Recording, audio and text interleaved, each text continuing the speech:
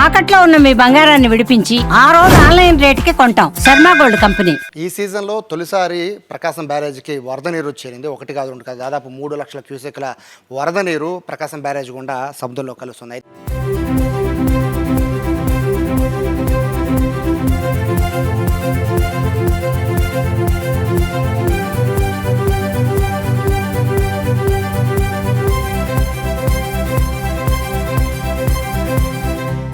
ఎన్టీఆర్ జిల్లా వ్యాప్తంగా జిల్లా అధికారులంతా కూడా పూర్తిగా అప్రమత్తం అయిపోయారు. ఎందుకంటే తెలుసు కృష్ణా వరదలు అంటే ఎట్లా ఉంటాయో. ముందుగా కృష్ణా జిల్లాలో అది అంటే పులిచింతలు దాటి వచ్చే సమయంలో మొత్తం కూడా లంక గ్రామాలన్నీ కూడా పూర్తిగా ముంపుకు గురయ్యే అవకాశం ఉంటుంది.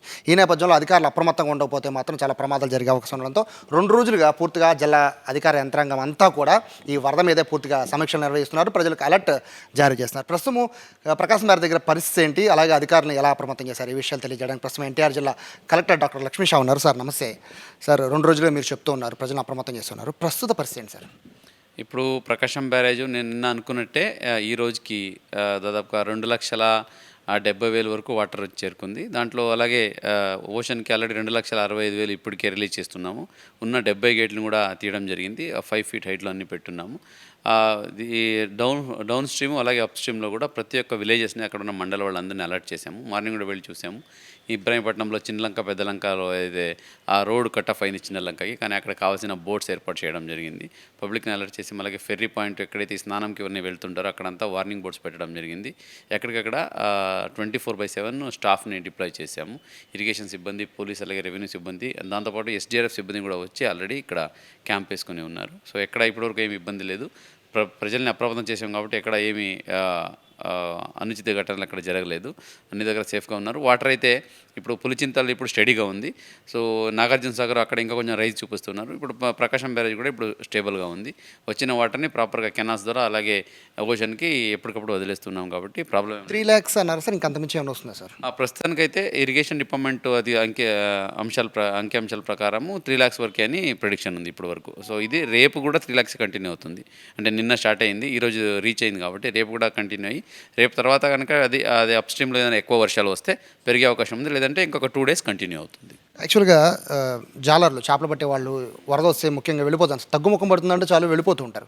సో వాళ్ళకి ఏం చెప్తారు సార్? అదే ఇప్పుడు నెక్స్ట్ 2-3 days కొంచెం అలర్ట్గానే ఉండాలి. తగ్గుముఖం అంటే మనకు ఇక్కడ వచ్చే వాటర్ అంటే ఇక్కడ వర్షం లేదు, కానీ ఎక్కడైతే అప్ స్ట్రీమ్లో వర్షం పడి ఉందో అక్కడి నుంచి వాటర్ వస్తుంటుంది కనుక నెక్స్ట్ 2-3 days ఈ చేపలు పట్టేదానికైతేనేంటి అలాగే వాటర్కి దేని ప్రకారంగానే మనకు నదిలో వెళ్ళి చేయాల్సిన పని ఏమైనా ఉంటే దయచేసి కొంచెం ఆపండి అని చెప్తున్నాము. అందరికీ అదే రకంగా అలర్ట్ కూడా చేసాము. ఫిషరీ డిపార్ట్మెంట్ ద్వారా అలాగే లోకల్ రెవెన్యూ డిపార్ట్మెంట్ ద్వారా కూడా చెప్తున్నాం. కాబట్టి దయచేసి మత్స్యకారులు ఏవైతే ఉన్నారో వాళ్ళు నదికి మెయిన్లీ కృష్ణానదిలో చేపలు పట్టడానికి నెక్స్ట్ 2-3 days వెళ్ళకపోతే సేఫ్గా ఉంటారు, సేఫ్గా ఉంటుంది.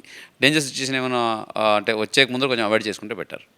అంటే ఏదైతే నదీ పరివాహక ప్రాంతాలు సార్, వాళ్ళకి ఎక్కువ హౌస్ అన్నీ కూడా నదీ పరివాహం చాలా ఎక్కువ ఉంటాయి. మనకి బెల్ట్ మొత్తం కృష్ణా నది మొత్తం కూడా మన ముఖ్యంగా ఎన్టీఆర్ జిల్లా కృష్ణా జిల్లాలో ఎక్కువ ఉంటాయి సార్.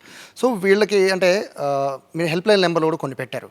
సో వీళ్ళు ఏంటంటే 3 లక్షల క్యూసెక్లే కదా, చాలా లైట్ చేసుకుంటారు. ఎందుకంటే ప్రతి సంవత్సరం వరద అనేది అలవాటు.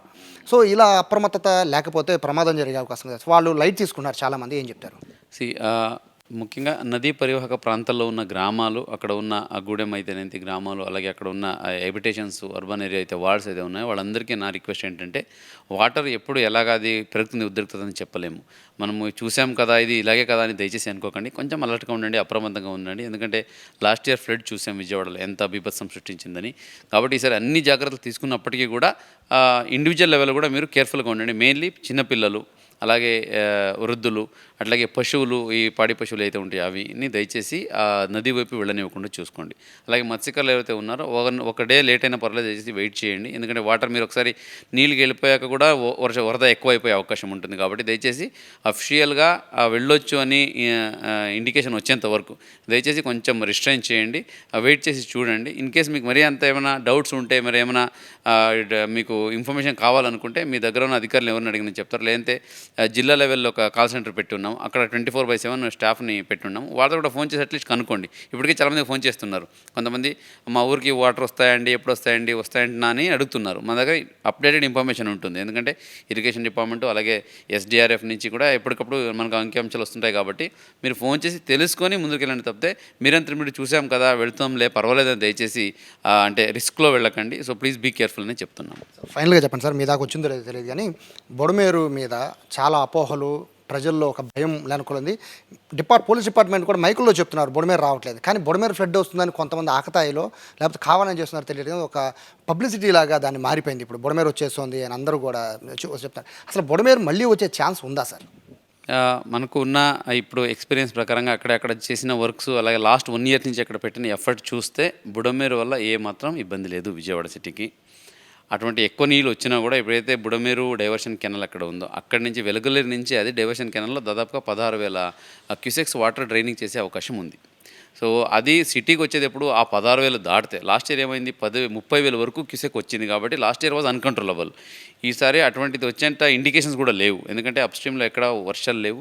ఇప్పుడు చూస్తే బుడమేరు కంప్లీట్ డ్రైగానే ఉంది. అంటే ఏదైతే నార్మల్గా డ్రైన్ ఉందో అంతే ఉంది తప్పితే ఒక్క చుక్క కూడా బయట నుంచి పైనుంచి నీళ్ళు రావట్లేదు. కాబట్టి ఇప్పటికైతే బుడమేరు వరకు ఏ అలర్ట్ కూడా లేదు, ఏ డేంజర్ సిచ్యుయేషన్ కూడా లేదు. ఎవరైనా ఈ సోషల్ మీడియాలో అక్కడక్కడ పెడుతుంటే దయచేసి దాన్ని నమ్మకండి. వాళ్ళు విజువల్స్ ఏదైనా పెడుతుంటే అది లాస్ట్ ఇయర్ విజువల్స్ పెడుతున్నారు తప్ప ఈసారి కాదు. అధికారికంగా బుడమేరు గురించి ఏ అలర్ట్ కానీ ఏ వార్నింగ్ కానీ ఇవ్వలేదు. అది ప్రమాదం కలిగించేంత వాటర్ ఇప్పుడు రావట్లేదు దాంట్లో. కాబట్టి ఇది బుడమేరు గురించి.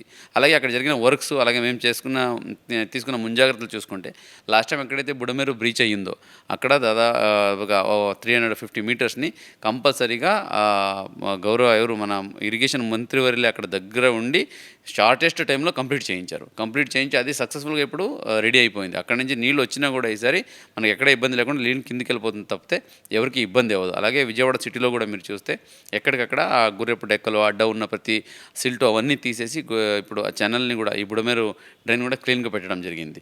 సో కాబట్టి ఎక్కడ ఇబ్బంది ఉండదు, భయపడాల్సిన అవసరం లేదు. అట్లనే కేర్లెస్గా ఉండండి అని కాదు, అప్రమత్తంగా ఉండండి. చిన్నపిల్లల్ని నీళ్ళ దగ్గరికి ఎప్పుడు పంపించిన ప్రాబ్లమే, ఈవెన్ డ్రైనేజ్ కూడా ప్రాబ్లమే. కాబట్టి అటువంటి జాగ్రత్తలు ఉంటే చాలు, కానీ అదే భయపెట్టి ఏదో ఆందోళన పడాల్సిన అవసరం అయితే లేదు.